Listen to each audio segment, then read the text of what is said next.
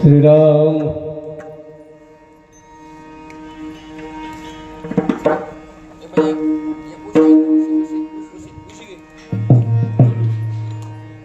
राम कृष्ण हरे राम कृष्ण हरे जय राम कृष्ण हरे जय राम कृष्ण हरे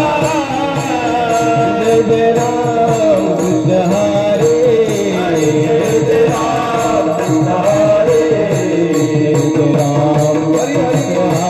जय जय राम कृष्ण हरे राम कृष्ण हरे जय राम कृष्ण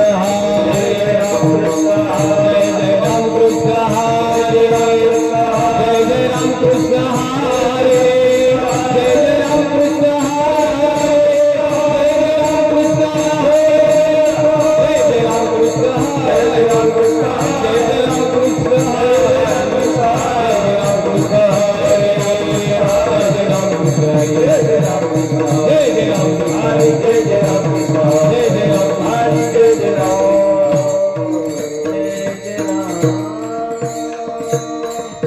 रूप पाहता लोचनी रूप पाहता लोचनी रूप पाहता लोचनी रूप पाहता लोचनी सुख झाले ओ साध सुख झाले ओ साध दोहा विठ्ठल बलवा दोहा विठ्ठल बलवा सुख झाले ओ साध सुख झाले ओ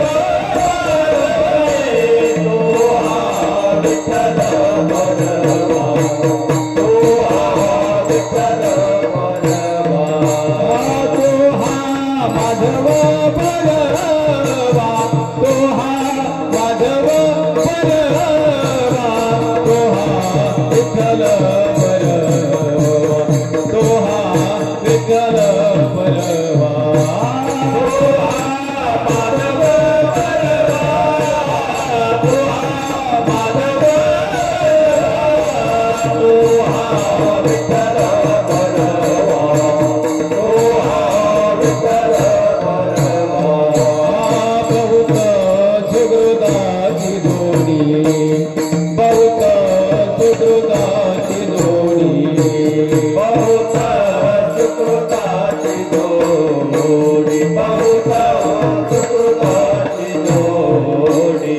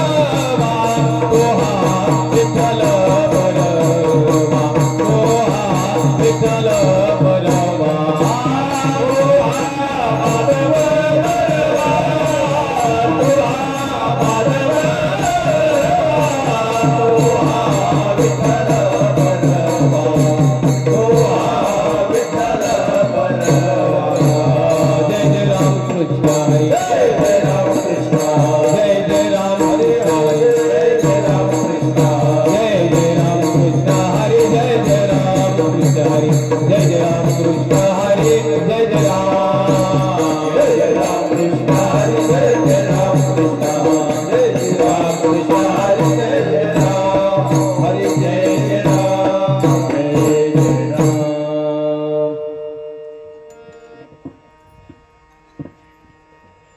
आम्ही जातो तुम्ही कृपा असू द्यावी आम्ही जातो तुम्ही कृपा असू द्यावी आम्ही जातो तुम्ही कृपा असू द्यावी आम्ही जातो कृपा असू द्यावी सत्परा सांगावी विनंती माझी सकळा सांगावी विनंती माझी सकळा सांगावी विनंती माझी सकळा सांगावी विनंती माझी वाडवेळ झाला उभा पांडुरंग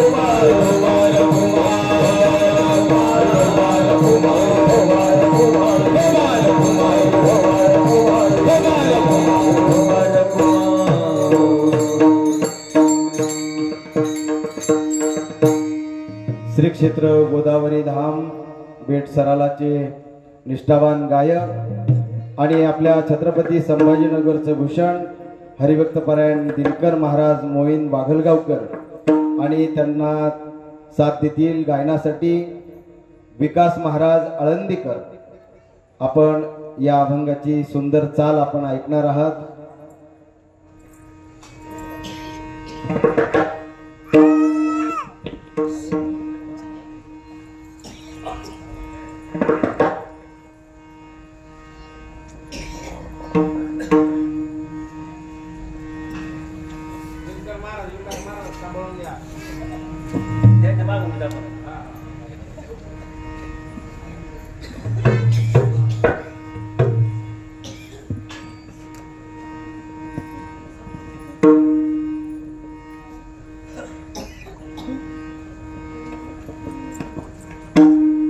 आम्ही जातो तुम्ही कृपा असू द्यावी आम्ही जातो तुम्ही कृपा असू द्यावी आम्ही जातो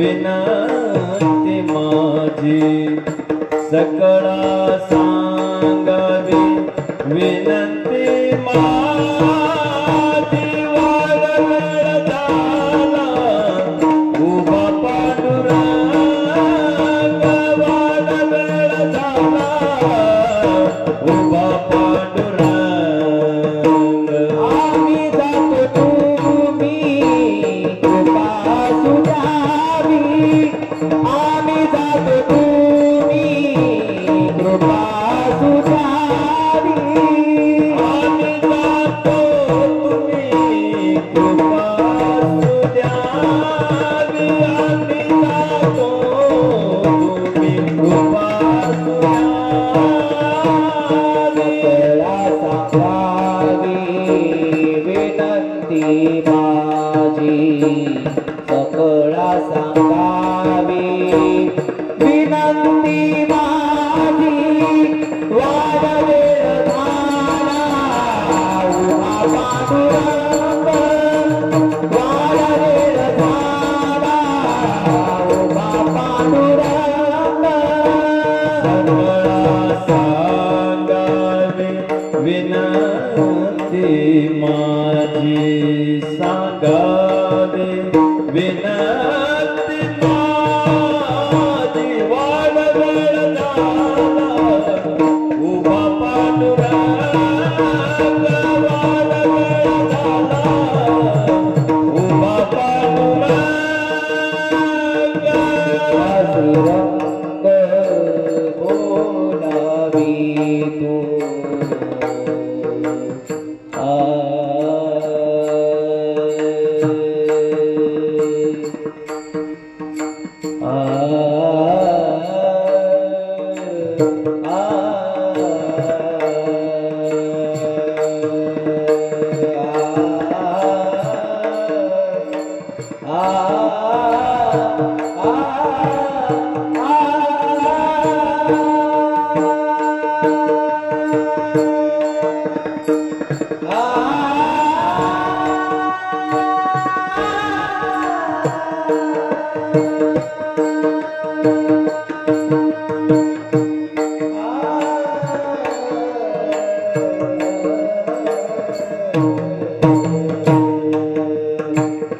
वैकुंठा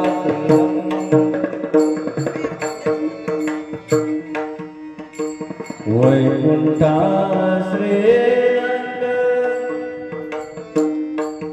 बोलावी तो बोलावी तो बोलावी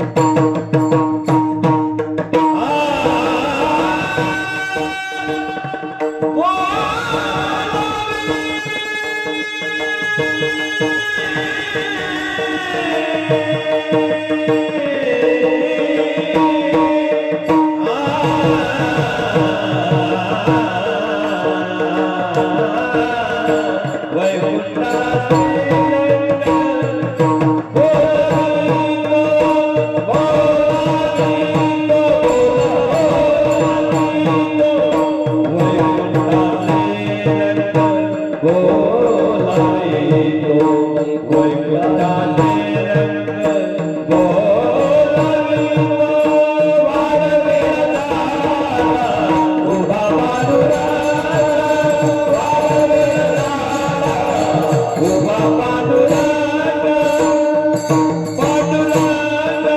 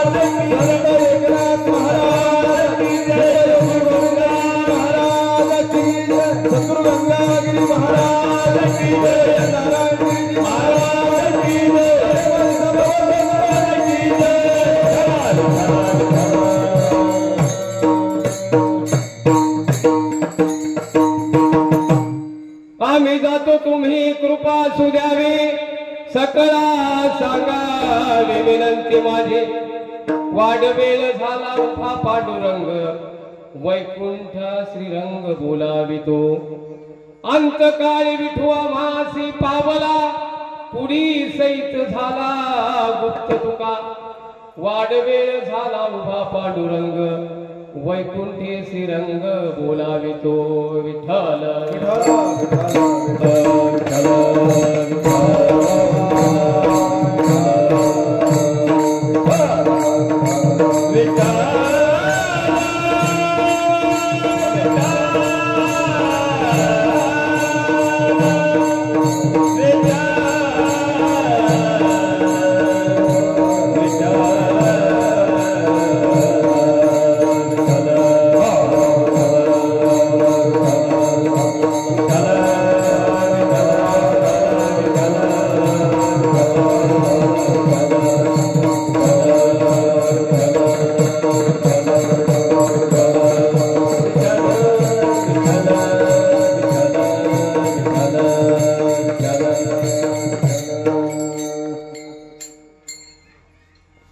सच्चिदानंद रूपाय विश्वोत्पत्त्यादिहेतवे तापत्रय विनाशाय श्रीकृष्णाय नमः। गुरुर्ब्रह्मा गुरुर्विष्णु गुरुर्देवो महेश्वरा गुरु साक्षात् परब्रह्म तस्मै श्री गुरवे नमः।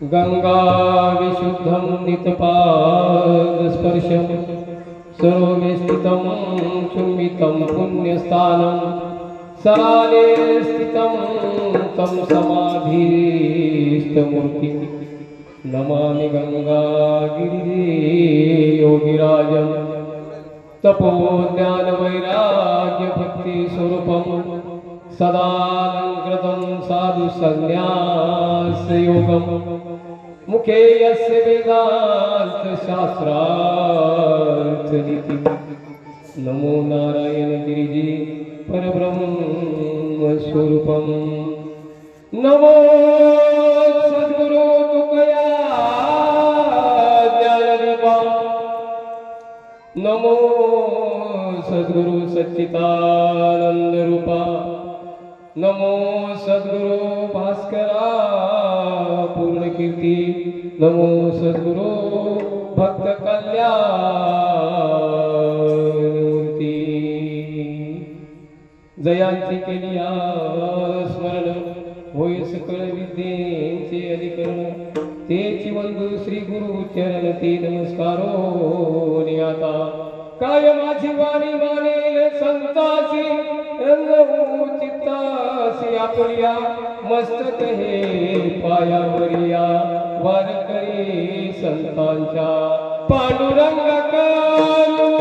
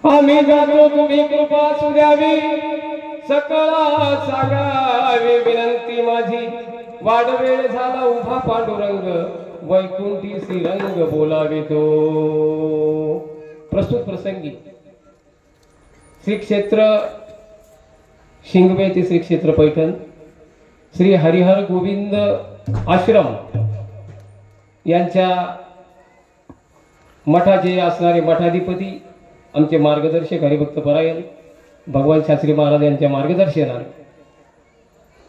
श्री हरिहर गोविंद आश्रम श्री क्षेत्र शिंगवे ते शांतीसागर शांती ब्रह्म संत एकनाथ महाराजांच्या दर्शनासाठी नित्य नियमाने गेल्या 12 वर्षापासून चालत असणारा हा दिंडी सोहळा तपोपूर्तीचं वर्ष आहे आणि या तपोपूर्तीच्या वर्षामध्ये 12व्या वर्षी आज एक सुंदर अशा पद्धतीचं स्वरूप या दिंडी सोहळ्याला प्राप्त झालं। याचं कारण समस्त ग्रामस्थ शिंगवे आणि पंचकृषी आणि त्यात शास्त्री महाराजांचा असणारं आळंदीचं नातं असेल, शास्त्री महाराजांचा असणारं सरलाभेट संस्थांच्या सर्व वारकऱ्यांशी असणारे निकटचे संबंध असतील त्या माध्यमातून या दिंडी सोहळ्याला एक असं चांगलं स्वरूप त्या ठिकाणी प्राप्त झालं आणि त्या दृष्टिकोनातून आजचा आपला जो मुक्काम आहे आमचे परमार्थ स्नेही गुरुवर्य ब्रह्मलीन नारायणगिरीजी महाराजांचे अतिशय लाडके भक्त हरिभक्त परायण एकनाथराव पाटील थोरात तथा नाना यांच्या वस्तीवर वार्षिक मुक्काम आपल्या मला वाटतं 5-1 वर्ष झाले असावेत, 5-7 वर्ष 5-6 वर्षापासून कोरोनाच्या आधीपासूनच आपला मुक्काम इथं नानांकडे असतो। नानांच्या वस्तीवर आजचा आपला हा दिंडी सोहळ्याचा मुक्काम आहे। कीर्तनामध्ये संकल्पित वेळ आहे, संकल्पित वेळेमध्ये बोलायचे, संकल्पित वेळेमध्ये बोलत असताना सगळ्यांचा आदर ठेवणं, सर्वांचा मान सन्मान तर झाला पाहिजे। सर्व गुणीजन मंडळी या ठिकाणी उपस्थित आहे। नानांच्या बाबतीत तर काय सांगायचं, नानांचा असणारा हा जो परमार्थ आहे या परमार्थामध्ये माझ्या माहितीप्रमाणे सदानंद भाऊ तिसरी दिंडी आहे ना, ती तिसरी दिंडी आहे, चौथी दिंडी म्हणजे दरवर्षी नाथ महाराजांच्या दर्शनाला जाणाऱ्या 4-4 दिंड्या आणि त्यांना अंजन करण्याचं भाग्य या परिवाराला जे आहे ते नानांच्या आशीर्वादाने विठ्ठल विठ्ठल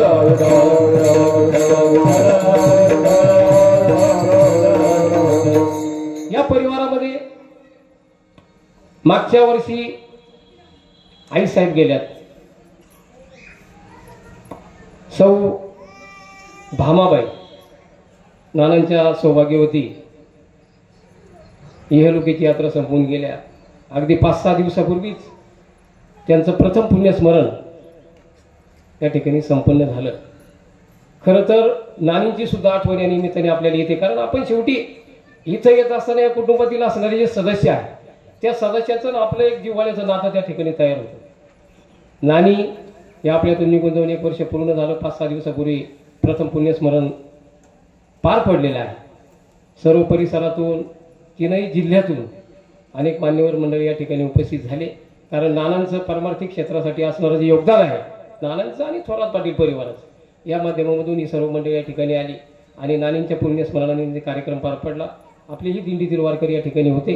परत एकदा श्री हरिहर गोविंद आश्रम आणि आमच्या या सर्व दिंडी सोहळ्यातील असणाऱ्या वारकऱ्यांच्या वतीने कोटी कोटी प्रणाम. आईसाहेबांना विठ्ठल विठ्ठल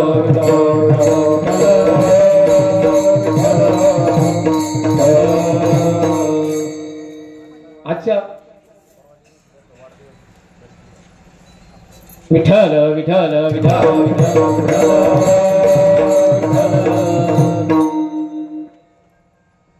तरी मला बऱ्याच वेळेस थोडी शंका यायची, पण आता शास्त्री महाराजांनी सांगितलं की नानांचं जे नाव ठेवलं गेलं हे संत एकनाथ महाराजांचं नाव नानाचं ठेवलं गेलं आई वडिलांनी. म्हणजे का ठेवलं असावं तर सुरुवातीला असं वाटलं छत्रपती संभाजीनगरमध्ये शांतीप्रभा एकनाथ महाराज पैठणला आहेत आणि त्या अनुषंगाने ते नाव ठेवलं असावं. ती जरी सत्यता असेल तरी नानांचा जन्म हा एकनाथ नाथषष्ठीच्या दिवशी झालेला आहे. सगळ्यात महत्त्वाचा मुद्दा म्हणजे नाथषष्ठीच्या दिवशी त्यांचा जन्म झाला आणि त्या पर्व काळावर जन्म झाल्यामुळे त्यांचं नाव एकनाथ ठेवलेलं आहे. त्यांच्या येणाऱ्या या नाथषष्ठीच्या जन्मदिवसाच्या सुद्धा आपल्या सर्वांच्या वतीने नानांना खूप खूप शुभेच्छा. विठ्ठल विठ्ठल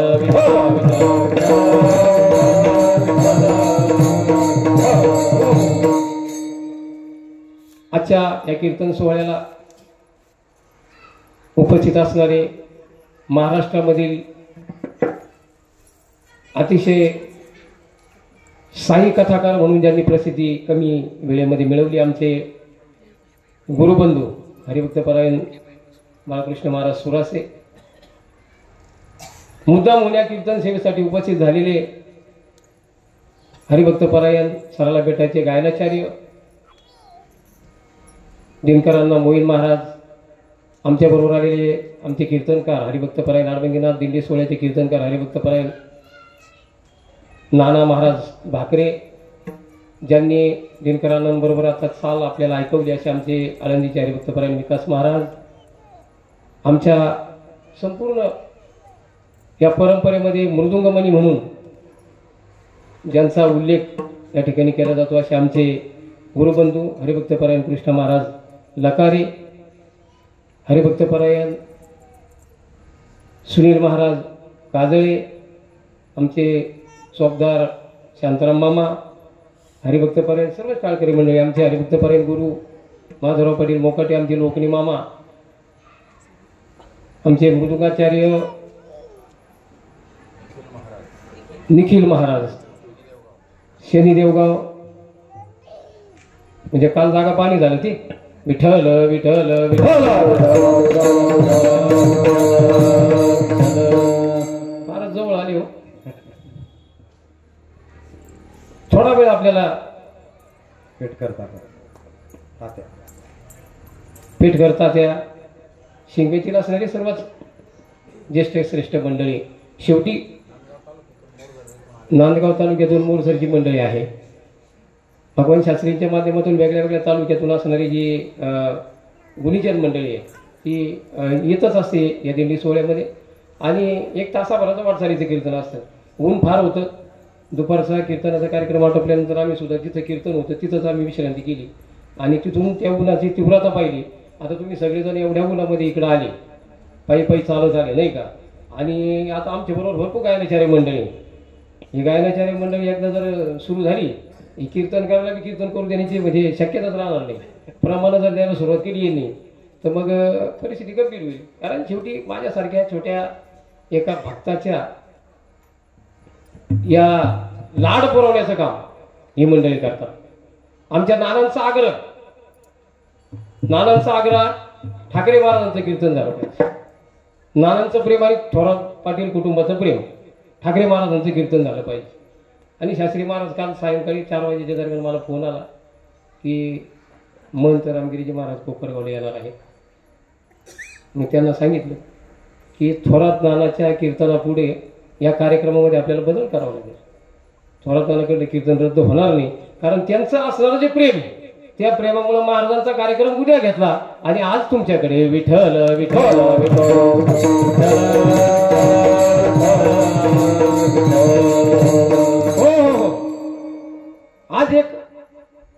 विशेषत्वाचा दिवस आहे. ज्यांच्या नावावर आज पुण्यकर्म आपल्याला मिळतं किंवा ज्यांच्यामुळे आपण आहोत असं म्हटलं तर वावगं ठरणार नाही.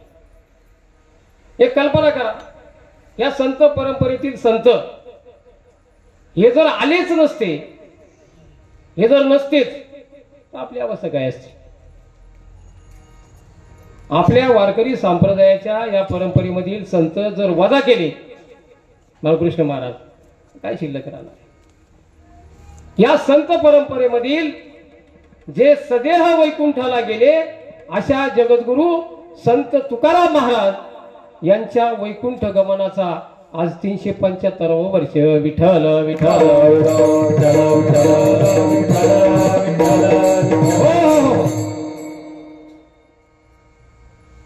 जगद्गुरु तुकाराम महाराज मौर्य परंपरा. जगद्गुरु तुकाराम महाराजांचं आडनाव मोरे आणि विश्वंभर बाबा जो मूळ पुरुष या परंपरेमधील असणारे विश्वंभर बाबा पंढरीच्या पांडुरंगाच्या वाऱ्या सातत्याने त्यांच्या जीवनामध्ये वृद्धापकाळाकडे वाटचाल. विश्वंभर बाबाचं वय झालं आणि वय झाल्यानंतर ही वारी पुढे चालू राहील की नाही राहील, ही पुढे वारी चालेल की नाही चालेल, ही माझ्या असणाऱ्या वंशाची परंपरा कोण चालवणार, या मनात आलेल्या विचाराने पंढरपूरला गेल्यानंतर भगवान पांडुरंग परमात्म्याच्या समोर शोक त्या ठिकाणी करू लागले विश्वंभर बाबा. विश्वंभर बाबा आणि रडायला लागले, शोक करायला लागले. भगवंताने विचारलं बाबाला. जवळच नामदेव महाराज बसले. नामदेव महाराज देवाचे लाडके भक्त. नामदेव महाराजांना सुद्धा वाटलं की विश्वंभर बाबा का रडताय. आणि मग पांडुरंग परमात्म्याने सांगितलं का अरे नामा, यांच्या परंपरेमध्ये भविष्य काळात ही परंपरा कोण चालवेल, यशस्वीपणे कोण या वारीचं जे काय वार्षिक जे असतं त्या पथ्य आणि नियम कोण करील, याचा यांच्या मनामध्ये आलेला जो विचार आहे, त्या दृष्टिकोनातून त्यांना दुःख झालं विश्वंभर बाबाला आणि ते शोक करत आहे. त्यावेळेस संत नामदेव महाराजांनी सांगितलं की देवा, यांच्या परंपरेमध्ये भविष्य काळामध्ये मी जन्म घेईन मी जन्म यासाठी देवा, घेईन मी जन्म यासाठी देवा, घेईन मी जन्म यासाठी देवा,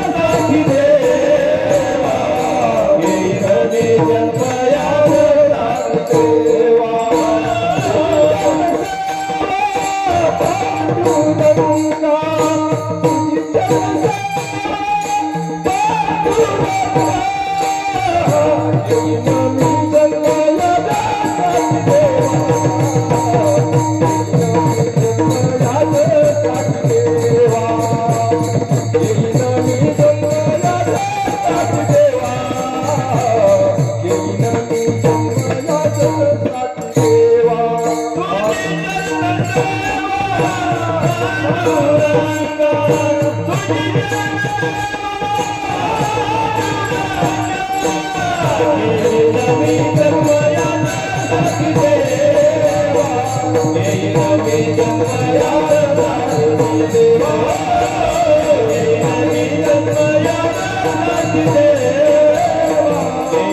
मी जन्म यासाठी देवा.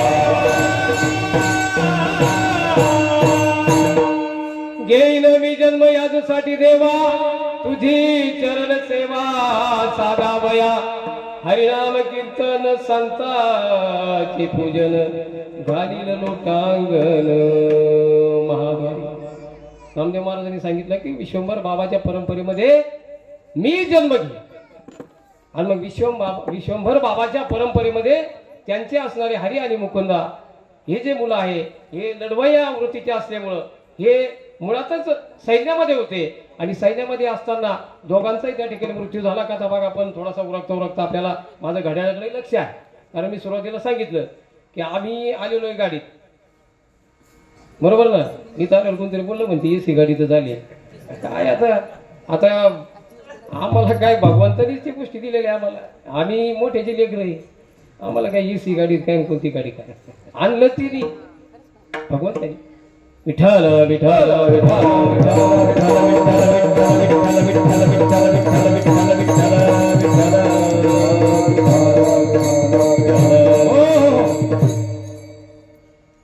या परिसरातील असणाऱ्या आमचे दिनेश भाऊ असतील, सर्व परिसरातील मंडळीला आमचा थोरात पाटील परिवार हा मोठ्या प्रेमाने त्या ठिकाणी बोलवतो. थोरात पाटील परिवाराचे व्याही देखील आलेले आहे.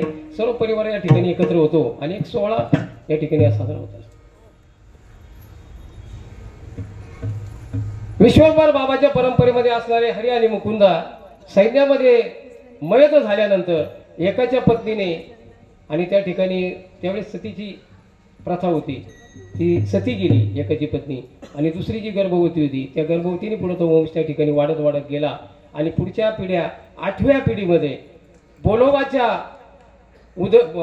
पोटी म्हणजे बोलोबांचे मुलं सावजी, कान्होबा आणि तुकाराम महाराज. विठ्ठल विठ्ठल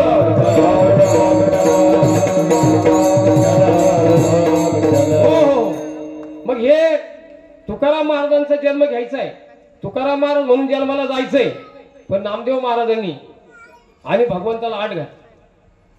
पांडुरंग परमात्म्याला सांगितलं की मी जन्म घेईल, मी जन्माला जाईल, राहिलेलं अपूर्ण काम पूर्ण करील.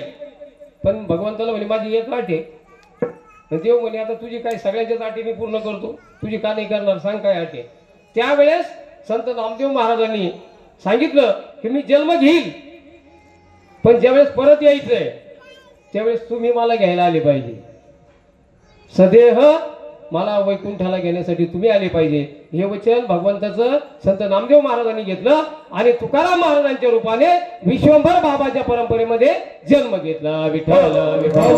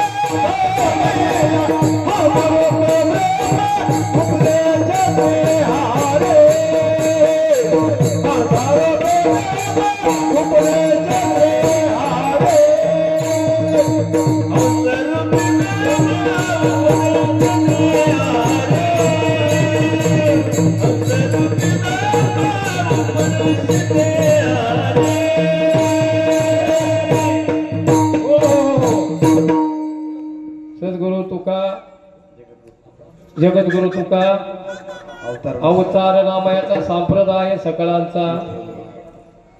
जगद्गुरु तुकाराम महाराज संत नामदेव महाराजांनी तो अवतार त्या ठिकाणी घेतला. जगद्गुरु तुकाराम महाराजांचं चरित्र फार काही नाही, 5-10 मिनिटं आपण त्याच्यावर आपण बोलणार. 5-10 मिनिटं आपला अर्धा तास आपला जवळजवळ त्या ठिकाणी गेलेला आहे. आणि जगद्गुरु तुकाराम महाराजांच्या चरित्रावर बोलण्याचं आजचं खरं तर आजच्या नियमाने ती गोष्ट महत्वाची आहे. दुसरा अभंग घेऊन त्याच्यावर आपण विवेचन करून अजूनही कीर्तन आपण वेगळं केलं असतं, परंतु आज शेवटी आजच्या दिवसाला महत्व आहे. तुमच्या आमच्या जीवनामध्ये जगद्गुरु तुकाराम महाराजांसारखे संत यांचं मार्गदर्शन मिळालं म्हणून आम्ही इथे. विठ्ठल विठ्ठल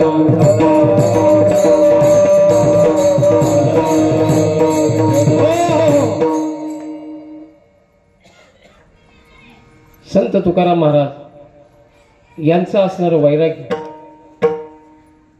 संत तुकाराम महाराज यांचं असणारं वैराग्य आणि बेटाचे ब्रह्मलीन महंत गुरुवर्य नारायणगिरीजी महाराज यांचं असणारं वैराग्य. बघा थोडा सूक्ष्म विचार त्या ठिकाणी जर केला तर आपल्या सर्वांच्या लक्षात येईल. कारण आपण सर्वजण त्या गोष्टीचे साक्षीदार आहे, आपण त्या सर्व गोष्टी पाहिलेल्या आहेत. जगद्गुरु तुकाराम महाराज 375 वर्ष झाले. 375 वर्ष फार मोठा काळ नाही, फारच अगदी फार मोठा काळ नाही. आपल्या 7-8वी पिढी जर मागे थोडंसं गेलो आपण तर तिथपर्यंत आहे तुकाराम महाराजांचे वंशज. काय महाराज ते काय नाव त्यांचं आत्ता गेले ते हा मोरे तर मला वाटलं माहिती राव तुम्ही कायच करता नाही आता ते तुकाराम महाराजांचे वंशज गेले ते विठ्ठल विठ्ठल विठ्ठल शिरीष महाराज मोरे वेदना देणाऱ्या गोष्टी या परमार्थिक अंतःकरणाच्या व्यक्तीला हृदयाला वेदना देणाऱ्या गोष्टी आहे का गेले का जावं लागलं मोठा विषय आहे ज्यांचे आपल्यावर इतके उपकार आहे मला सांगा संत तुकाराम महाराजांच्या एका एका अभंगावर कीर्तन करून शास्त्री महाराज काही जे काही नव्हतं त्यांच्या एका अभंगावर कीर्तन करून मी नाव घेणार नाही चाकोरी सोडणार नाही शास्त्री महाराजांनी पत्रिकेत टाकलेली काय ते हरिभक्तपरायण शिवाजी महाराज ठाकरे आणि पुढे लिहिलं काय समाज प्रबोधन हे समाजाला प्रबोधनाची गरज आहे पण आपला प्रॉब्लेम कोणता होता माहिती का ज्यांचं प्रबोधन करायचं ना ते आमच्या पुढे बसतीच नाही विठ्ठल विठ्ठल आता ज्याला प्रबोधनाची गरज आहे तो कीर्तनाला येईल का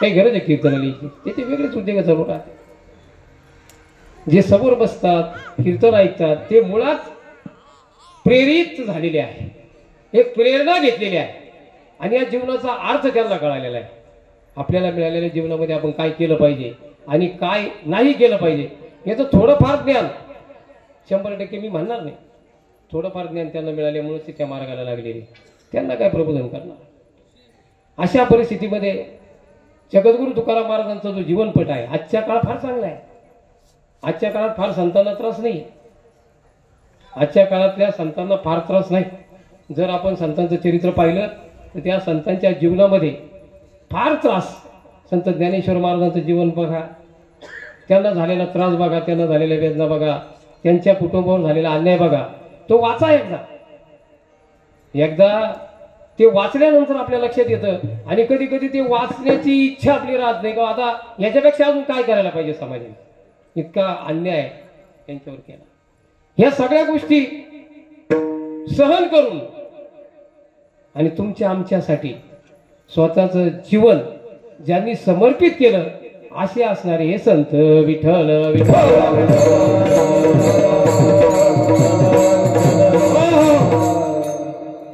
मी सांगत होतो जगद्गुरु संत तुकाराम महाराज यांचं वैराग्य आणि दुसऱ्या बाजूला गुरुरे ब्रह्मलीन नारायणगिरीजी महाराजांचं वैराग्य साम्य आहे काही टक्केवारीमध्ये जर आपण विचार केला तर साम्य आहे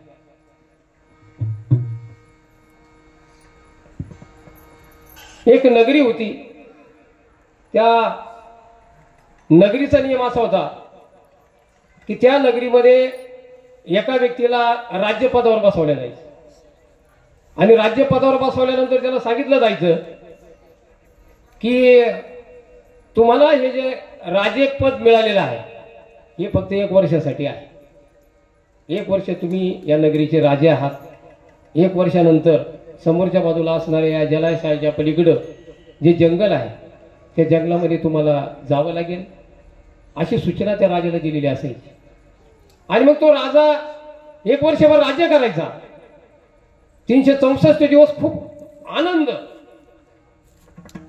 खूप उन्माद आणि 364 दिवस झाल्यावर मग त्याला आठवायचं की आता उद्या आपला शेवटचा दिवस आणि मग तो राजा वर्ष पूर्ती झाल्यामुळं सगळा परत राज्यामध्ये तिथं दरबार राज्यामध्ये भरायचा आणि आता या राजाची मुदत संपली आणि मग त्या नगरीतील लोक त्या राजाला त्या जलाशयाच्या पलीकडल्या बाजूला सोडून द्यायचे आणि तो जाताना खूप रडायचा कारण 365 दिवस राज्यपद भोगलेलं असायचं आणि त्याच्यामुळे तो रडायचा त्या परंपरेमध्ये 1 2 3 4 असं करत करत ते राजे रडत रडत रडत रडत शेवट त्यांचा व्हायचा ते निघून जायचे रडत रडत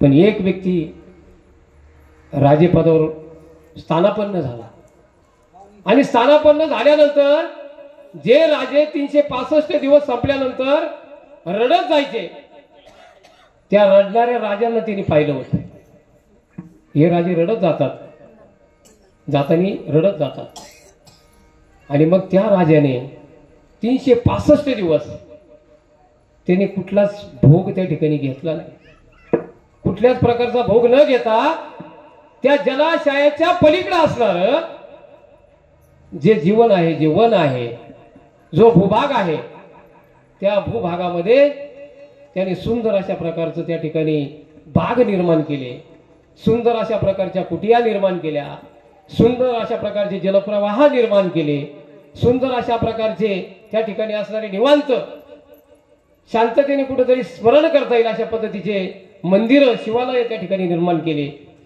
1 वर्षाच्या कालावधीमध्ये ज्या भागात त्यांना जायचंय, ज्या भागात त्यांना पलीकडे पाठवलं जाणार आहे, त्या भागाचा पूर्णपणे असणारा एक तयारी त्या राजाने केली. आणि ज्या दिवशी 364 दिवस पूर्ण झाले आणि जाण्याचा वेळ आली, तर जाण्याची वेळ ज्यावेळेस आली त्यावेळेस तो राजा हसायला लागला. राजा हसायला लागला दरबारामध्ये. वा वा, छान म्हटले, आज तुमच्या असणाऱ्या या सगळ्या गोष्टीतून मी आता मुक्त झालो, आता मला पुढच्या प्रवासाला परवानगी द्या. त्या दरबारामध्ये असणारे सर्वजण चकित झाले. असं कसं घडलं? इतक्या राज्याचा असणारा उपभोग आणि या ठिकाणी राजसिंहासनावर बसणारा हा राजा आता इथून आपण मुक्त करतोय आणि याला आता या जलाशयाच्या पलीकडे या वनामध्ये आपण आता काढून देतोय, आणि तरी देखील हा राजा हसतोय. मग त्याचं रहस्य त्या राजाने आणि त्या असणाऱ्या जनतेला, दरबारातील जनतेला सांगितलं की 365 दिवस तुमच्याकडे असताना हे भोग जे आहे त्या भोगाच्या नादी मी लागलो नाही. मी पुढं मला जिथं जायचंय, जिथं तुम्ही मला पाठवणार आहात, त्या प्रवासाची तयारी मी या 365 दिवसात केली, आणि म्हणून माझं जाणं देखील दिव्य आहे. विठ्ठल विठ्ठल.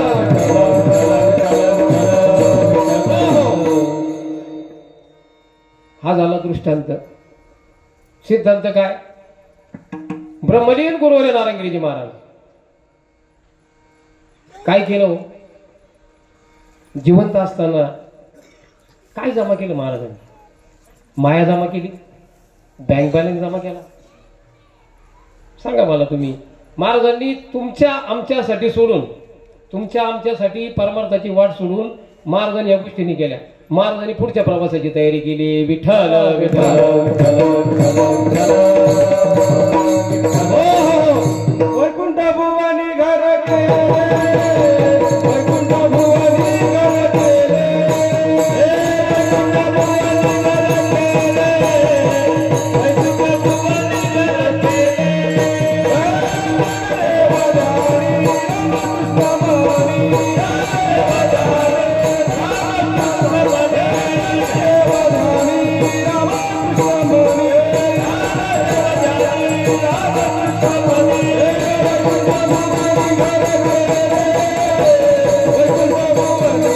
केले. वधारी रामकृष्ण भवनी, ज्ञानदेव ध्यानी रामकृष्ण मनी वैकुंठ भुवनी घर केले. ब्रह्मलीन गुरुवर्य नारायणगिरीजी महाराजांनी वैकुंठ भुवनामध्ये घर तयार केले. बघा, आजही गजर सहज या महाराष्ट्रामध्ये अनेक जिल्ह्यामध्ये, अनेक तीर्थक्षेत्रामध्ये आज गजर होतो. सद्गुरु गंगागिरीजी महाराज की जय. ब्रह्मलीन सद्गुरु नारायणगिरीजी महाराज की जय. इथं असताना काय केलं? इथं असताना महाराजांनी वैराग्य वेगळं, वैताग वेगळा. वैताग वेगळा, वैराग्य वेगळं. वैराग्याचे प्रकार आहे. मंद वैराग्य आहे, मध्यम वैराग्य आहे, उत्तम वैराग्य आहे. वैराग्याचे प्रकार आहे. आता आपल्याला सूक्ष्म विषय मांडायला वेळ नाही. मी पूर्वी कधी कधी कीर्तनामध्ये फार बारीक सारीक मुद्दे घ्यायचो. बाळकृष्ण महाराज म्हटलं आता समोर सगळी तज्ञ मंडळी बसली राहती, आपण थोडंसं जर त्या पद्धतीनेच केलं पाहिजे. मग ग्रंथ वाचन करायचं आणि त्याच्यामधून. पण काय होतं कधी कधी तसं जर कीर्तन करायला गेलं ना, तेव्हा ते जरा जडच होतं. विठ्ठल विठ्ठल. मग टाळ करायला बी ते अडचणीचं होतं. काय महाराज उगाचच घुसले होते तिकडे ते क्लिष्ट याच्यात. आम्हाला प्रमाण देण्यासारखं काहीतरी असं, आम्हाला ते परमार्थाचा आनंद मिळावा.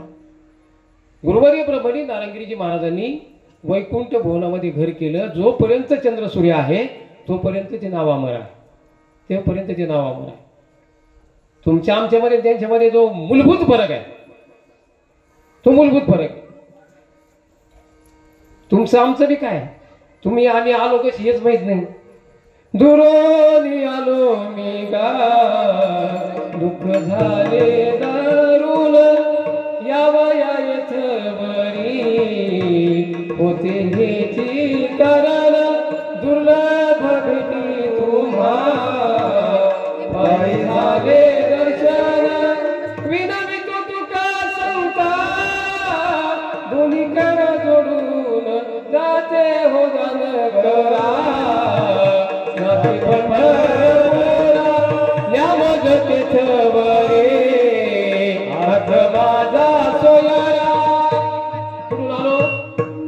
दुरून आलो मी गा दुःख झाले दारुण. आलो आपल्यालाच माहिती. देश वेश नव्हे माझा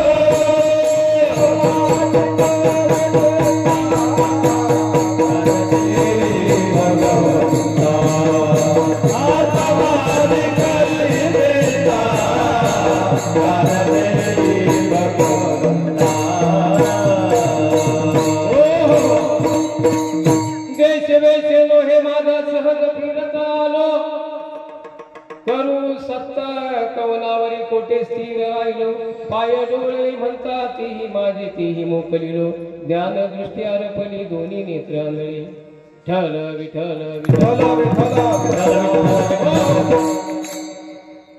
देश वेश दोहे माझा सहज फिरत आलो. 84 लक्ष योनीमध्ये 84 लक्ष योनीमध्ये फिरत फिरत फिरत फिरत फिरत आम्हाला जी प्राप्ती झाली ती ज्याच्यासाठी झाली ती प्राप्ती आम्हाला कळायला तयार नाही.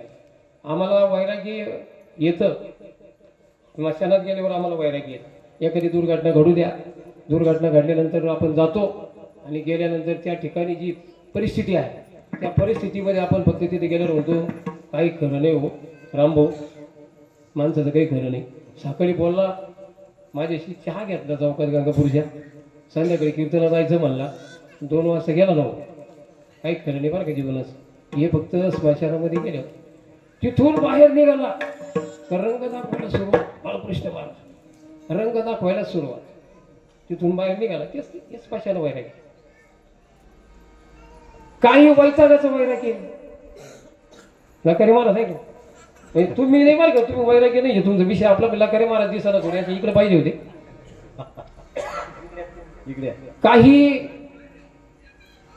काही लोकांना वैराग्य निर्माण होतं, पण ते वैतागाचं वैराग्य निर्माण होतं. वैताग कशाचा माहिती? संसाराचा. त्या संसाराचा इतका वैताग तयार होतो.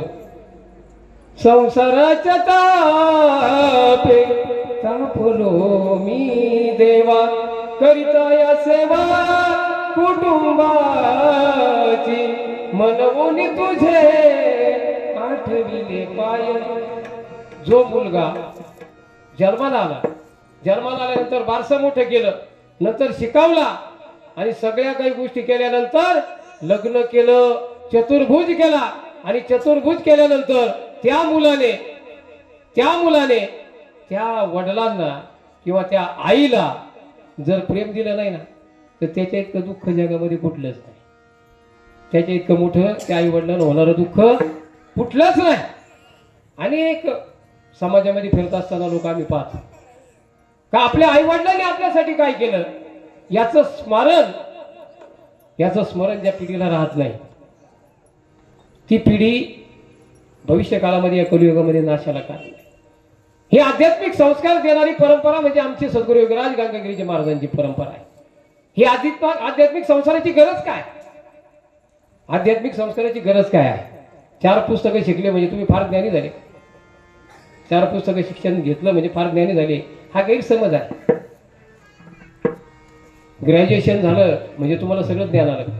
वस्तुनिष्ठ ज्यांनी आपल्यासाठी या सगळ्या गोष्टी केल्या, ज्यांनी आपलं जीवन घडवलं, त्यांना जर आम्ही विसरायला लागलो तर ते विसरल्यामुळे काही लोकांना आणि ऑटोमॅटिकच त्यांना घरामध्ये सुनीलाला करमत नाही त्यांना घरामध्ये. आणि मग ते वैराग्य वेगळं, तो त्रागातून निर्माण झालेलं वैराग्य वेगळं. आमच्या ब्रह्मलीन गुरुवारी नारायणगिरीच्या महाराजांच्या जीवनामध्ये जे वैराग्य होतं, दात पडले म्हणून सुपारी खायची सोडणं हे वैराग्य. एकाला विचारलं का म्हणे नाही आपण सुपारी खातच नाही, कधी बसून खात नाही, दात पडले बसून खात. आता तुझे दातच पडले मग सुपारी खाशील कशी? त्यातलं वैराग्य. आमच्या गुरुवर्य नारायणगिरीच्या महाराजांना पायाजवळ सगळं काही होतं, सगळ्या काही गोष्टी अनुकूल असताना ज्यांनी कुठलाही मोह न राहता त्या ज्या गोष्टी आहेत त्यांचा त्याग केला. पांडुरंग द्याने पांडुरंग द्याने पांडुरंग माने पांडुरंग द्याने पांडुरंग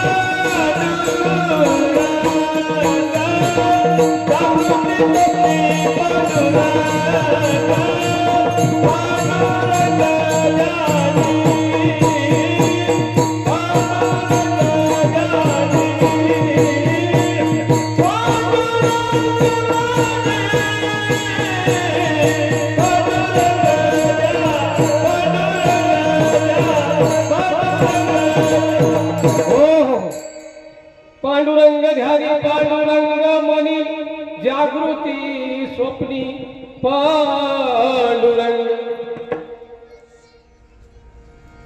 तुमच्या आमच्यासाठी स्वतःच जीवन ज्यांनी समर्पित केलं अशी असणारी वैराग्य मूर्ती ब्रह्मलीन गुरुवर्य नारायणगिरीजी महाराज ज्या वेळेस त्यांच्या हयातीमध्ये आमच्या थोरात परिवाराकडे यायचे, थोरात परिवाराचं संत भोजन महाराज स्वीकारायचे.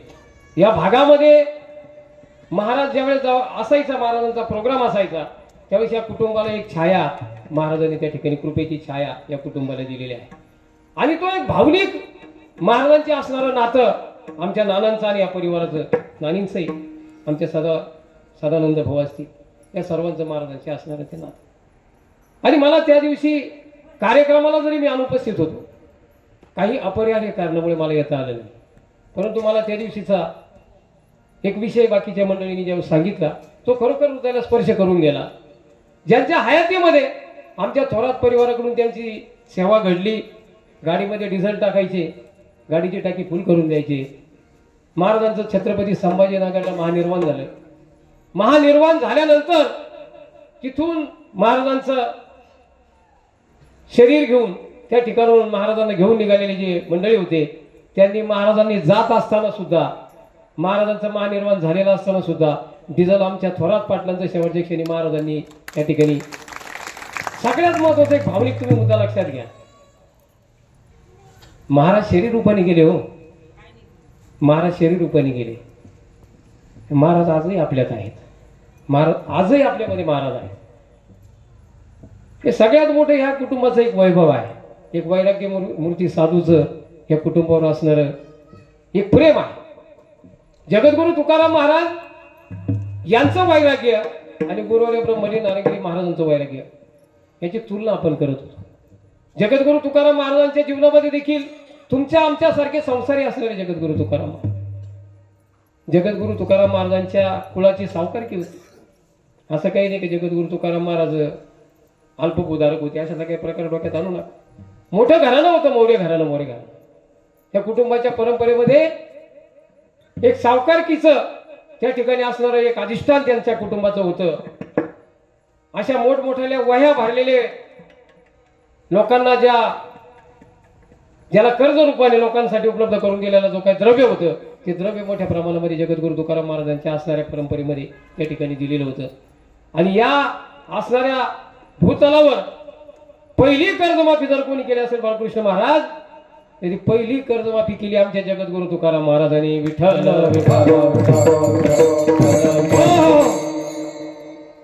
स्वतःच्या अभंगाच्या वह्या, स्वतःच्या अभंगाचा गाथा ज्यावेळेस इंद्रायणीमध्ये बुडला त्यावेळेस दुःख शोक करणारे जगद्गुरु तुकाराम महाराज आपण पाहिले. पण या सावकारकीच्या असणाऱ्या सर्व ज्या काही वया चोपड्या आहे त्या इंद्रायणीमध्ये कोणी बुडवल्या? स्वतःच्या हाताने जगद्गुरु तुकाराम महाराजांनी बुडवल्या. याला वैराग्य म्हणायचं. आपले जर कोणाकडे 10 रुपये असले तर आपण सोडत नाही. आणि वाटलेले पैसे हे सोडण्याचं धारिष्ट्य दाखवणारे आणि पहिली कर्जमाफी करणारे जगद्गुरु संत तुकाराम महाराज. विठ्ठल विठ्ठल. असणाऱ्या प्रापंचिक जीवनामध्ये जिला आवली जगद्गुरु संत तुकाराम महाराजाला 2 पत्न्या. पहिल्या पत्नीचं आजारपणामुळं निधन झालं. मग गुळवेंच्या घरातील असणाऱ्या जिजाबाई त्यांनाच आवलीचं संबोधन त्या ठिकाणी आहे. आणि खरं तर कधी कधी असंही घडतं की मुख्य व्यक्तीच्या चरित्रामुळे बाकीचे जे पाठीमागचे जे पात्र असतात त्यांच्याकडे आपलं तितकंसं लक्ष जात नाही. तिचा जो अधिकार आहे, जिजाबाईंचा आवलीचा जो अधिकार आहे, तो अधिकार किती मोठा आहे महाराज, फार अधिकार मोठा आहे. आपल्याला संत जगद्गुरु तुकाराम महाराजांचं चरित्र आपण अनेकदा ऐकलेलं आहे. पण जगद्गुरु तुकाराम महाराजांच्या जीवनामध्ये आवलीचं जे महत्व होतं की पांडुरंग परमात्म्याने यावं आणि भजन करणाऱ्या डोंगरावर निघालेल्या आमच्या आवलीच्या पायामध्ये घुसलेला काटा भगवंताने काढावा, इतका मोठा अधिकार आमच्या आवलीचा. विठ्ठल विठ्ठल.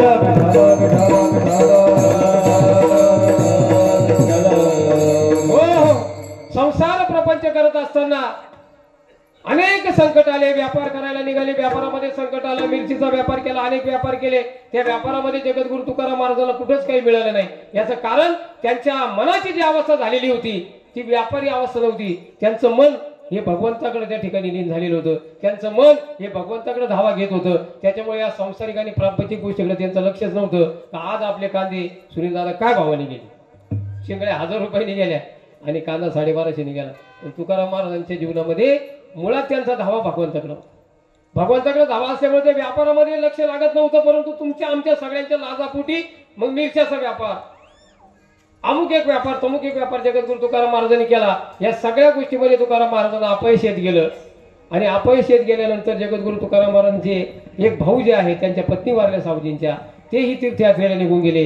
एक भाऊ मयत झाला. आणि अशा अवस्थेनंतर जगद्गुरु तुकाराम महाराज आणि त्यांना या भगवंताविषयी एक आस्था निर्माण झाली का दुष्काळ पाडणारा कोणीतरी आहे, पाऊस पाडणारा कोणीतरी आहे, जन्म मरणाला आणणारा कोणीतरी आहे, तुमचं आमचं भरण पोषण करणारा कोणीतरी आहे, याचा शोध मला घ्यायचा. आणि म्हणून जगद्गुरु तुकाराम महाराज आणि घोराड्या डोंगरावर गेले. विठ्ठल विठ्ठल विठ्ठल.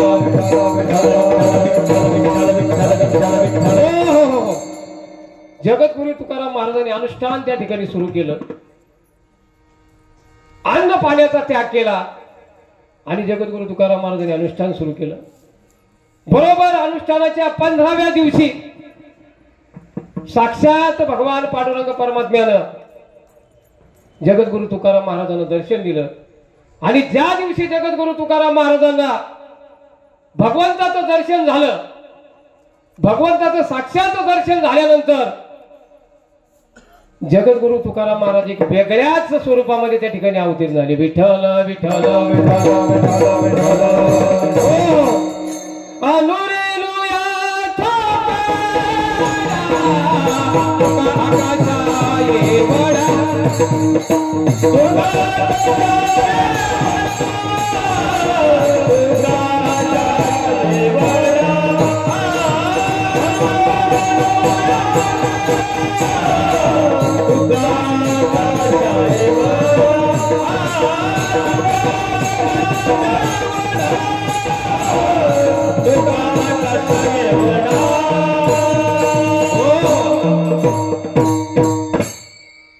त्या 15 दिवसाच्या अनुष्ठानानंतर जगद्गुरु तुकाराम महाराजांच्या जीवनामध्ये त्या दिवशीपासूनचा जो पुढचा प्रवास आहे तो संपूर्णपणे बदलला. त्याच्या आधीचा प्रवास तुमच्या आमच्यासारखाच होता.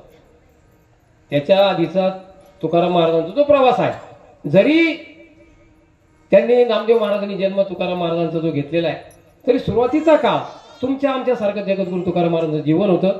पण ज्या दिवशी भगवंताची भेट झाली, त्या भगवंताची भेट झाल्यानंतर तिथून पुढं विषयच राहिला नाही. त्या दिवशीपासून बदललेले जगद्गुरु तुकाराम महाराज हे संपूर्ण असणाऱ्या देव आणि पंचकृषीला आणि त्या ठिकाणी माहीत झाले.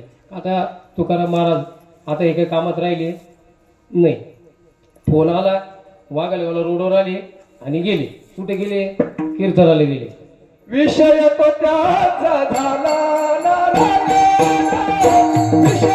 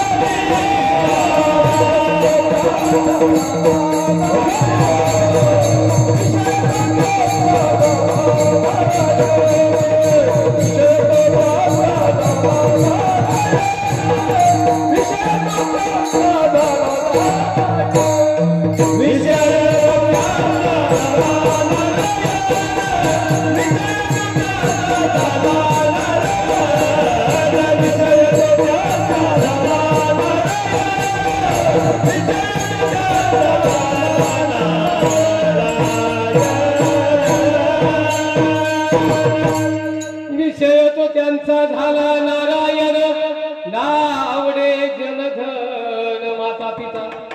विषयच नारायण झाला. जन धन माता पिता काय आवडायचा विषय. एक दिवस आवलीचे भाऊ आले,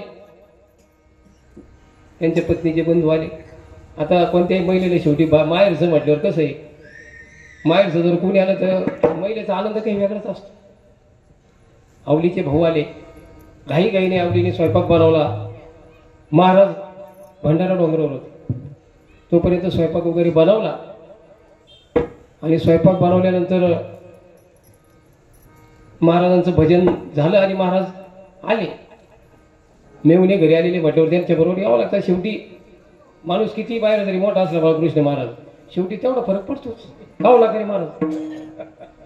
बाहेर किती गप्पा मारल्या तर ते एवढं सोपं नाही आहे.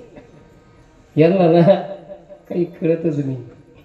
उठले का सुटले, लागले नारी भगवान शास्त्रीच्या दुःख उदंड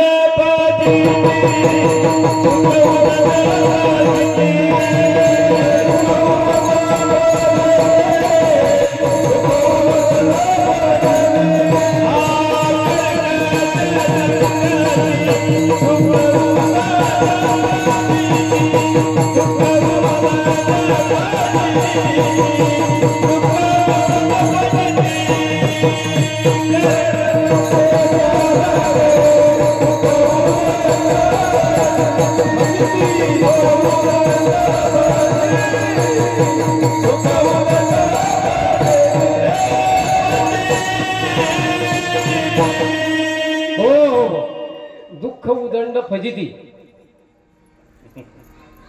कर्कश संगत. काय आता अण्णा तुम्ही बोलले, भजनी मंडळीचे शक्यतो कर्कशाच राहत्या. काय आता आपण खरं मान्यच केलं पाहिजे. उगाच काय खोटं बोलण्यात काय पॉईंट नाही. तुम्हाला सांगतो तो रिकामी उद्योग करीत गावात हिंडतो बोगस. त्याला बिचाऱ्या हे आता म्हणजे आपल्या काय वाईट नाही बरं का नाही दोघं ते हा माणूस काड्या करून विठ्ठल विठ्ठल विठ्ठल कर्कशी संगती दुःख उदंड भजिते. असो विषय लांबवायचा नाही. महाराज आले, पानं बनवली, ताटं बनवली, जेवायला बसले, भोजन चालू आहे. तुकाराम महाराजांनी लाभारी बरकतारे एकदम खायला सुरुवात केली. 5-10 मिनिटामध्ये अगदी तुकाराम महाराजांचं जेवण आटोपलं आणि मेवणे जेवतायत. तोपर्यंत आई साहेबाला माहितीच नाही या राज्यात काय घडलं म्हणून. आवलीकडून स्वयंपाक करत असताना त्या स्वयंपाकामध्ये गोड पदार्थामध्ये साखर नाही थोडक्यात, आणि जिथं मीठ टाकायची तिथं मीठ सुद्धा नाही. म्हणजे कुठल्याही प्रकारची चव, धड खारट नाही धड गोडही नाही, अशा पद्धतीचा तो स्वयंपाक बनवला गेला काही गाईमध्ये. आणि मग ज्यावेळेस आवली जेवायला बसल्या त्यावेळेस त्यांच्या लक्षात आलं किंवा याच्यात तर काही टाकलेलं नाही, मग कमीत कमी महाराजांनी म्हणायला पाहिजे होतं बस. मग त्या महाराजांनी त्यांनी विचारलं, का हो म्हटले, माझा भाऊ जेवायला आला, माझ्या भावाबरोबर तुम्ही जेवायला बसले, आणि जेवायला बसल्यानंतर कमीत कमी काय कसं झालं तरी सांगावा. मग जगद्गुरु तुकाराम महाराजांनी सांगितलं की काय हातो आम्ही कासाया संगती. ही अवस्था आहे त्यांची.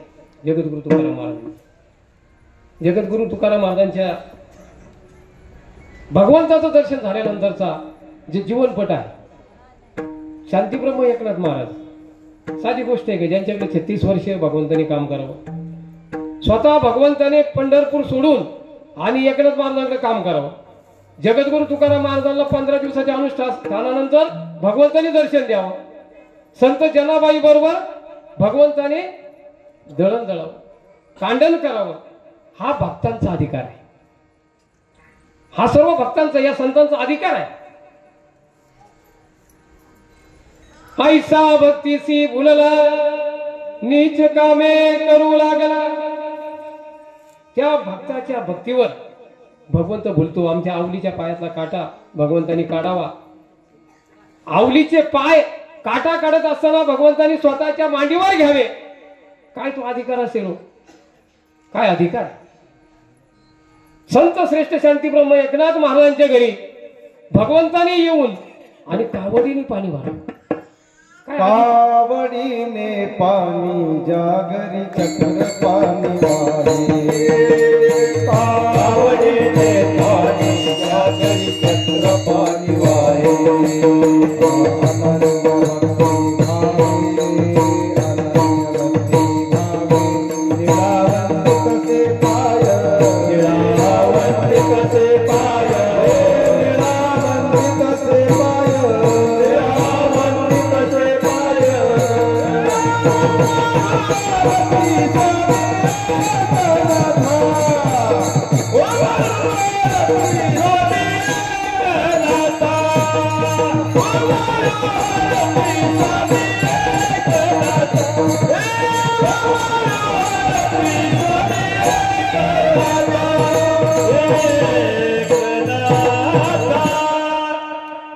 नाथ महाराजांच्या आरतीमध्ये महाराजांनी आता प्रमाण दिलं, ज्यांच्या घरी भगवंतानं येऊन पाणी भरावं, कावडीने पाणी वाहावं, असा असणारा हा भगवंत,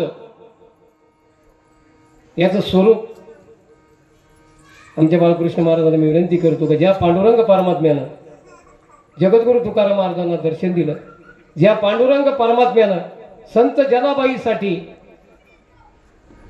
झाडलूट करी जनी आणि केर भरी चक्रपाणी, पाठी घेऊन या शिरी आणि नेऊन या टाकी दुरी पाय काम. तुळशीच्या वनी, तुळशीच्या वनी, तुळशीच्या वनी, तुळशीच्या वनी. जनी गाली तसवेनी, जनी गाली तसवेनी, जनी गाली तसवेनी, जनी गाली तसवेनी, जनी गाली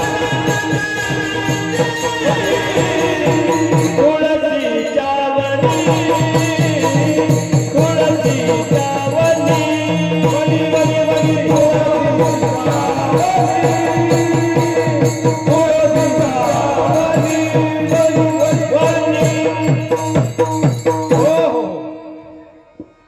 जनाबाईचे सर्व काम भगवंताने करावे असा असणारा हा जो भगवंत आहे, या भगवंताचं वर्णन एका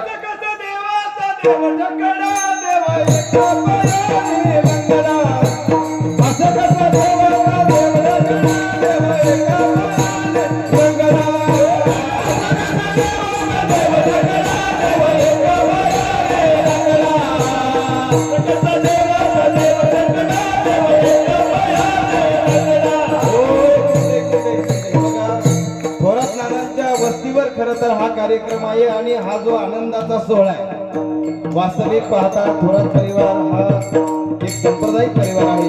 सर्वांना विनंती हात वर करायचं. त्या बात आहे, ज्यांना नाचता येत असेल त्यांनी नाचायला हरकत नाही, कारण हा धर्म मंडप नाचण्यासाठीच आहे. गोवर्धन महाराज होता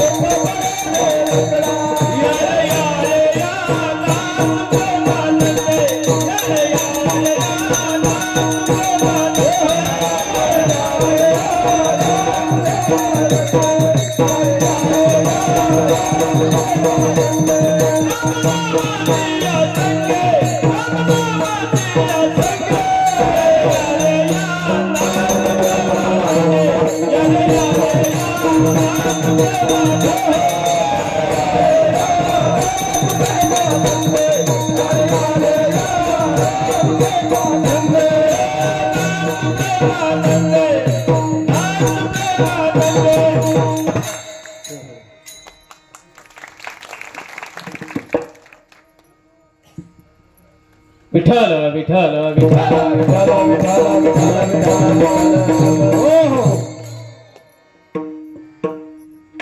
जगद्गुरु तुकाराम महाराज भगवंताचं दर्शन झाल्यानंतर बदललेलं त्यांचं जीवन आणि त्या बदललेल्या जीवनामध्ये संत जगनाडे महाराज 14 टाळकऱ्यांमधील एक असणारे महाराजांनी अभंग सांगावा, त्यांनी लिहावा, हे लेखन करीत असताना रामेश्वर भट्टांनी त्यांना दिलेला त्रास किंवा त्या परिसरामध्ये त्यांच्यावर आलेले प्रसंग की एका विशिष्ट जातीनेच आध्यात्मिक साहित्य निर्माण करावं या दृष्टिकोनातून सुद्धा जगद्गुरु तुकाराम महाराजांना प्रचंड त्रास त्यांच्या जीवनपटामध्ये झाला. हा सर्व त्रास सहन करून आणि त्या अभंगाचा जो गाथा आहे तो गाथा एक शिक्षा म्हणून तो इंद्रायणीमध्ये बुडवण्याचा त्या ठिकाणी आदेश झाला, न्याय झाला. आणि तो न्याय म्हणता येणार नाही, पण न्याय द्यायचं काम ज्यांच्याकडे होतं त्यांनी तो न्याय देऊन टाकला. काय हे यांना अधिकार नाही म्हटले, ह्या अधिकार यांचा नाही आहे, हे जे केलंय हे सर्व चुकीचं आहे, शास्त्र संमत नाही आहे. आणि म्हणून त्या असणाऱ्या गाथा इंद्रायणीमध्ये त्या ठिकाणी आणि बुडवायला सांगितल्या. अर्थात त्या बुडवल्याने आपल्या सर्वांना माहिती आहे, तारियाने जायच्या लाह्या दगड सहित वया तारियेला जायच्या लाह्या तारियेला जायच्या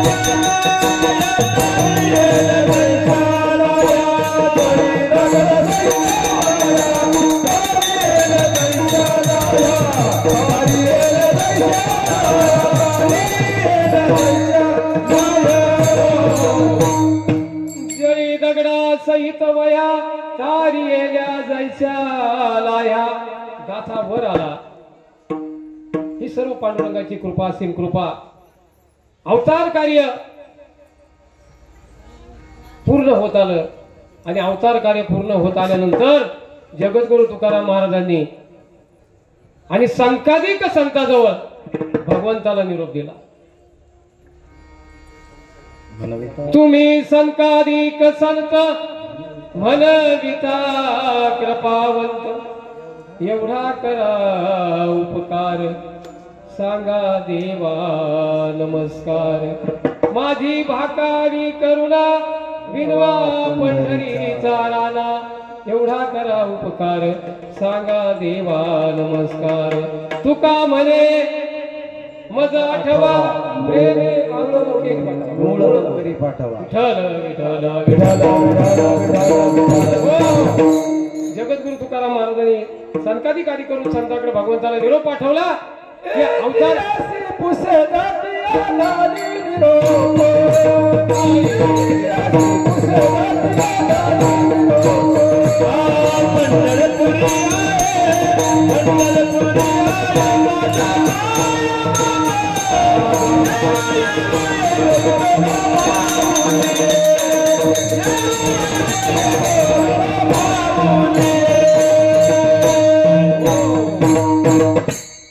कारण शेवटी वचन भगवंताचं घेतलेलं होतं आणि मग भगवंताचं वचन घेतल्यानंतर भगवंताला निरोप पाठवला की आता मला घेण्यासाठी भगवंता आता तुम्हाला यावं लागेल असा निरोप जगद्गुरु तुकाराम महाराजांनी पाठवला. आणि गावामध्ये देखील जगद्गुरु तुकाराम महाराज सर्वांना सांगायला लागले जायचंय, चला करा तयारी माझ्या बरोबर. आम्ही जात तुम्ही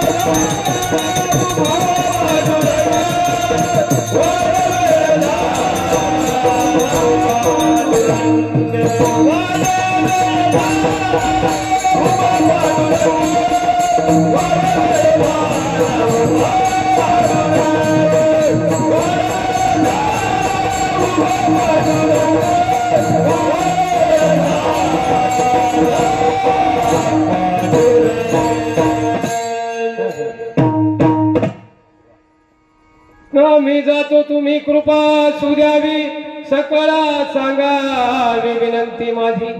आम्ही जातोय. जगद्गुरु तुकाराम महाराजांनी देहू आणि परिसरामध्ये असणाऱ्या सर्वांना कल्पना दिली, पण ती कल्पना दिल्यानंतर या सर्वांना वाटेल त्यांच्याकडे डोक्यावर परिणाम झाला काय आम्ही जागे कसं काय सांगू राहिले तुकाराम महाराज. ज्यांना ज्ञान होतं त्यांना कळालं, वस्तुस्थिती कळाली, वस्तुस्थिती मान्य केली, पण आम समाजाला वाटलं नेमकं जगद्गुरु तुकाराम महाराजांच्या काहीतरी नेमका डोक्यावर परिणाम झाला. आम्ही जातो तुम्ही कृपा सुदेवी, आम्ही जातो चालता का माझ्या बरोबर, चालत्या का काका चालत्या का ताई चालत्या का, दिंडीला निघाले पैठणला निघाले. जसं आता बाबाची दिंडी चला, मावशी चला, ताई चला, काका चला, महाराज चला, जसं आपण आग्रह करतो असा जगद्गुरु तुकाराम महाराजांनी आग्रह केला. ते आग्रह करण्याचं कारण का, पुल्या माहेरा जाईन मी आता, निरोपया संता हातियाला, आपुल्या माहेरा जाईन मी आता. तुकाराम महाराजांना निरोप आला, संतांच्या हाताने निरोप आला की भगवान तुम्हाला आणि घेण्यासाठी येत आहे. हा निरोप संतांनी दिला आणि मग तुकाराम महाराजांनी संपूर्ण देव परिसराला सांगितलं की आम्ही जातो, तुम्ही कृपा असू द्यावी. पिवळा पितांबर शेला गगने झळकला, पितांबला रचला कैसा गगने झळकला, गरुडावर बैसोने माझा कैवारी आला, माझा कैवारी आला.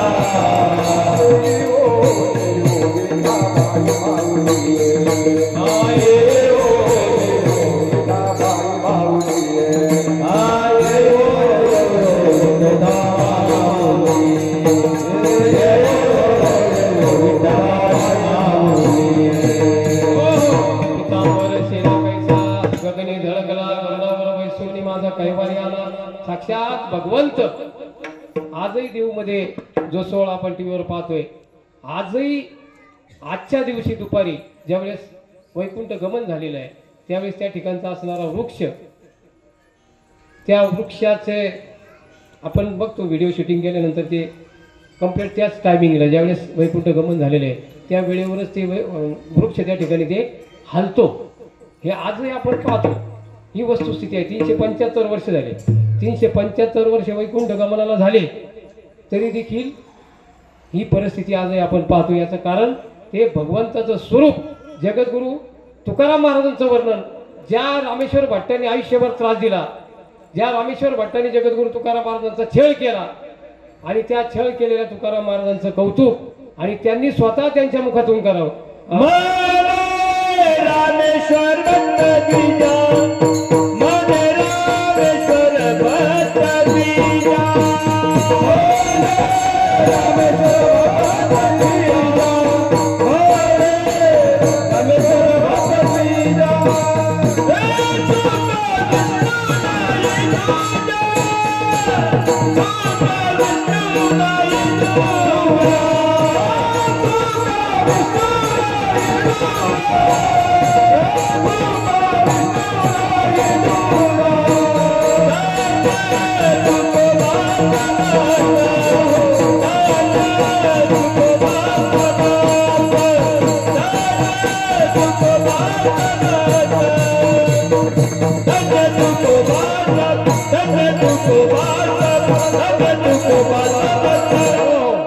म्हणे रामेश्वर भट्ट तुझ्या तुका विष्णू नोहे तुझ्या.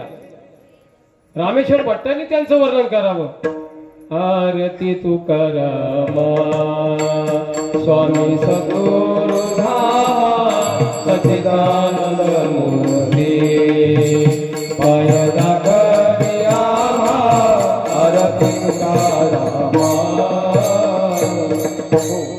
राघवे सागरात पाषाण तारिले तैसे तुकोबाचे अभंग रक्षिले.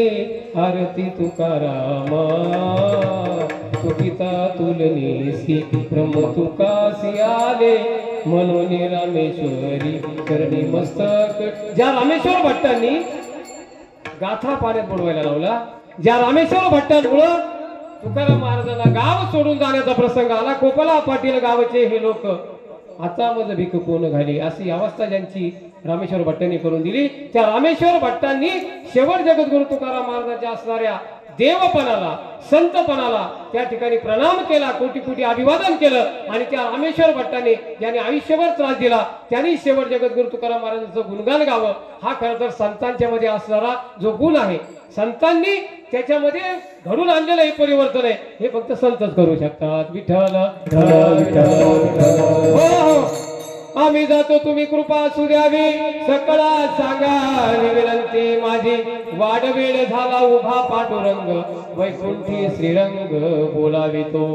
जगद्गुरु तुकाराम महाराजांनी सांगितलं की आम्ही जातो आमच्या गावा, आमचा राम राम घ्यावा. किंवा आजचा जो अभंग आपण घेतलेला आहे त्या अभंगामध्ये वाडवेळ झाला उभा पांडुरंग, वैकुंठी श्रीरंग बोलावितो. वैकुंठामध्ये श्रीरंगाने बोलवलेलं आहे. इथला आमचा कार्यभाग आता उरालेला आहे आणि असा कार्यभाग आमचा या ठिकाणचा संपलेला आहे. आणि सदेह वैकुंठाला नेण्यासाठी भगवान साक्षात जगद्गुरु तुकाराम महाराजांना घेण्यासाठी त्या ठिकाणी आले. आणि मग जगद्गुरु तुकाराम महाराज अभंगाच्या त्या शेवटच्या चरणामध्ये त्यांच्या वैकुंठ गंपाचं पुढील सहित गुप्त झाल्याचं वर्णन. अंतकाळी विठ आभासी पावना,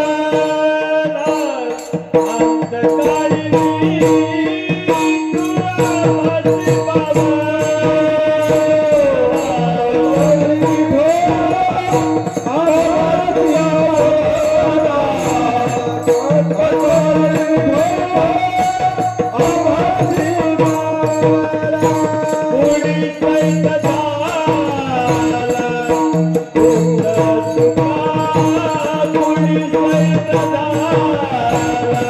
Oh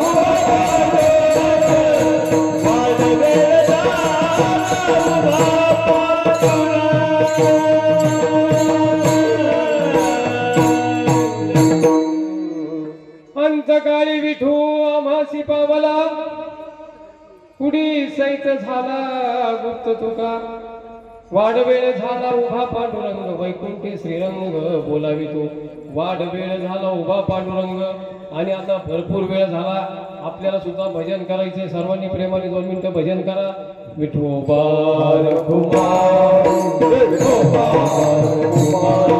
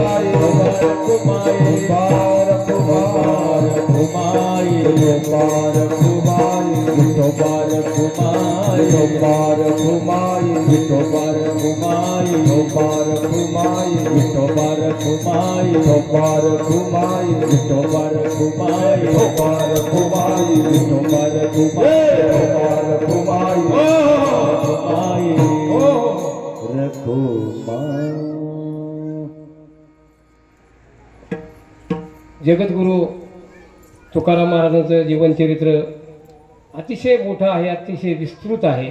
छत्रपती शिवाजी महाराजांचा देखील त्यांच्या जीवनचरित्रामध्ये बराच कथाभाग आलेला आहे. छत्रपती शिवाजी महाराजांनी देखील त्यांच्या परीक्षासुद्धा जगद्गुरु तुकाराम महाराजांच्या घेतल्याचं त्यांच्या चरित्रामध्ये आपल्याला पाहायला मिळतं. विषय आपल्याला लांबवायचा नाही. 1 तास होता, 1 तास संपूर्ण 15 मिनिटं झाली. अतिक्रमण जर केलं तर शेवटी नगरपालिका ग्रामपंचायत नाही का अतिक्रमण केल्यानंतर बुलडोझर येतं. त्याच्यामुळे आता तुम्हाला भरपूर त्रास झालेला आहे. आमच्याबरोबरची आलेली गुणीजन मंडळी आणि त्यांना जो गायनाचा आनंद मिळाला, तो गायनाचा आनंद मिळाला किंवा मला सुद्धा तुमच्यासमोर बोलता आलं, गाता आलं, म्हणता आलं, याचं कारण आमच्या साऊंड सिस्टीमचं या ठिकाणी जे उत्तम पद्धतीचं नियोजन केलेले आमचे हरिभक्तपरायण छोटे लकारे महाराज. खरं तर त्यांचं कौतुक करावं तेवढं थोडं आहे. या वयामध्ये अतिशय सुंदर अशा पद्धतीचं साऊंड सिस्टम ज्या ज्या ठिकाणी आवश्यकता पडेल त्या ठिकाणी आपल्या या सर्व बहिणी मंडळाला अतिशय निस्पृह अशा पद्धतीची सेवा यश महाराज लकारे या ठिकाणी करतात. त्यांना सर्व या दिंडी सोहळ्याच्या वतीने आमच्या सद्गुरू विराज गंगागिरीजी महाराज भक्त मंडळाच्या वतीने कोटी कोटी धन्यवाद. तुमच्यासारखे पुत्र जन्माला येऊन आज आजोबाचा आमच्या लकारे महाराजांचे वडील हरिभक्तपरायण मोतीलाल महाराज लकारे यांचा देखील वारी आणि पंचक्रोशीमध्ये एक भजनाच्या मध्ये एक त्या ठिकाणचा शिरस्ता होता. तो शिरस्ता आमच्या लकारे महाराजांनी चालवला आणि त्यांच्याच पावलावर देऊन आज यश महाराज जे काम करतायत. खरं तर आपल्या सर्वांच्या मंडळी या तरुणासाठी आपण टाळ्या वाजवाव्या. की कुठल्या प्रकारच्या अपेक्षा केल्यावर तर अनेक गोष्टी करतील, पैसे कमवण्यासाठी सर्वच गोष्टी करतात, तो भाग वेगळा आहे. परंतु काही न मिळताही कुठून आले वारी होऊन स्वतःची साऊंड सिस्टीम घेऊन कीर्तन चांगलं व्हावं, भगवंताचं नामस्मरण चांगलं व्हावं म्हणून ते तुम्ही इथपर्यंत आले. कोटी कोटी धन्यवाद अशा आमच्या यश महाराज लकारेंना. आणि आपणही वारकरी उन्हाचा त्रास सहन करून आलात. गेल्या 1-1.5 तासापासून आमचा अन्याय जो तुम्ही सहन केला, तो अन्याय सहन केल्याबद्दल सुद्धा तुम्हाला सुद्धा धन्यवाद. ज्ञानेश्वर माऊली माऊली ज्ञानेश्वर माऊली माऊली ज्ञानेश्वर माऊली माऊली